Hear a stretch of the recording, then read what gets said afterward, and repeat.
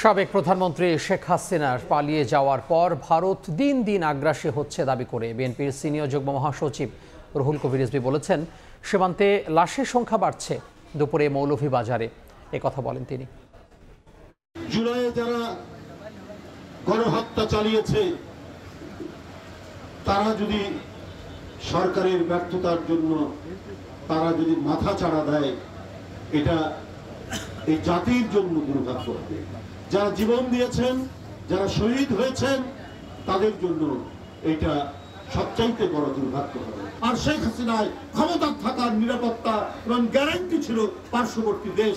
শেখ হাসিনার পতনের পর তারা যেন আরো আগ্রাসী হয়ে গেছে, আরো বেশি সহিংস হয়েছে। লাশের সংখ্যা দিন দিন বাড়ছে আমাদের সীমান্ত অঞ্চলে।